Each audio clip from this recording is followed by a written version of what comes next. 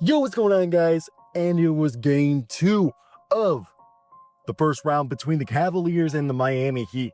And in a game that Miami actually seemed like they might have been able to get one game from the Cavs at home, it ended up Donovan Mitchell leads the Cavs past the Heat in game 2.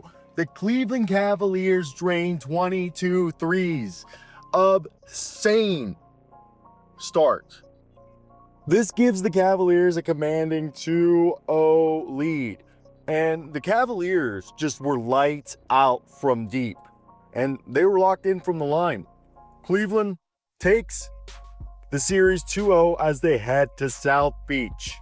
And they were able to hold off a red-hot Tyler Herro and the rest of the Heat squad. So I want to hear your thoughts in the comments section before we continue. What do you think of this game?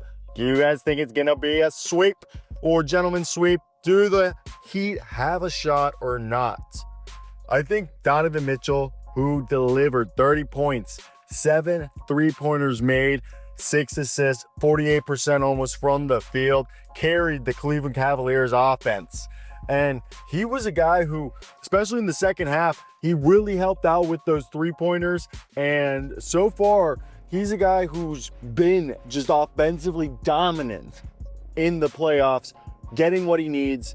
And through the season this year, some people would have said, well, his stats took a dip. And he said, yeah, his stats did take a dip, and he was willing to have them take a dip for the greater good of the team. But now he's reminding everybody, Donovan Mitchell's been a top 30, top 20, arguably almost a top 15 player for what, 2-3 years now consistently. And yeah, statistically, he might have not been in that conversation of the top 15, but the year or two prior, when they were, a team that wasn't as dominant as they were this year, he was putting up numbers like this. And when playoff times comes, you need you guys to do this. And then the rest of the team just caught fire. I mean, when you have your squad almost shooting 50% from three, it's insane. Max Strus came in, playing against his old team, showing off that ball movement, showing off the three-point shooting that the Heat probably wish they still had. And they had rhythm all game. It felt like at one point, it was, you get a three, you get a three, you get a three, everybody gets a three. Like Oprah Winfrey took over Kenny Atkinson's body and was making sure everyone was getting fed.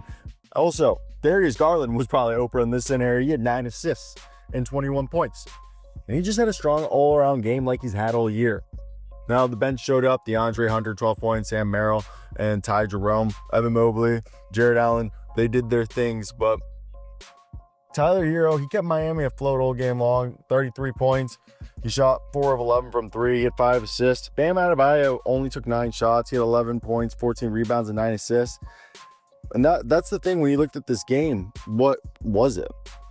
And that's the thing is, if you looked at the Heat's team, they weren't able to keep up with DeAndre Hunter, Sam Merrill. Like, Ty Jerome had an off night, and they weren't able to capitalize because Evan Mobley, Strus, Jared Allen, I mean, he also technically had a quiet night in his stance, but Mitchell, Darius Garland, as we said, were all guys who were helping.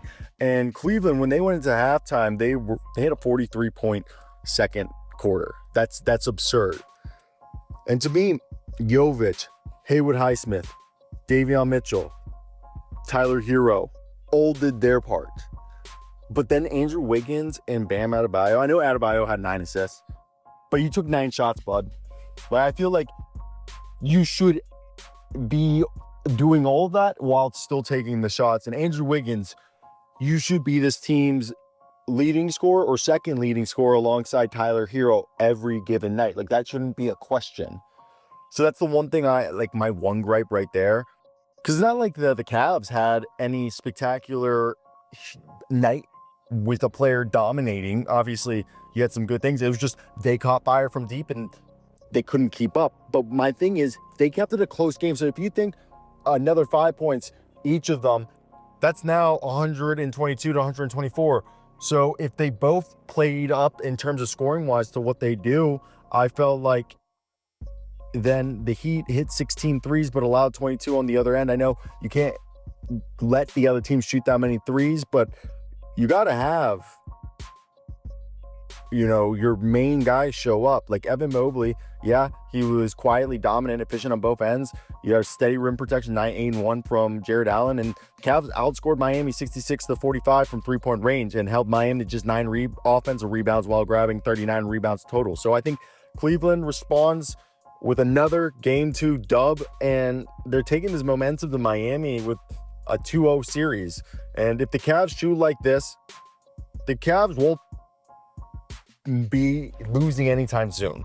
The Heat, I don't think you're going to be able to stop them in South Beach. I just want to hear your thoughts in the comments. Will this be a sweep or gentleman's sweep? I'd like to hear what you have to say. Comment, like, subscribe. That's it. We're nothing else to talk about, boys and girls, people who are listening. Ciao.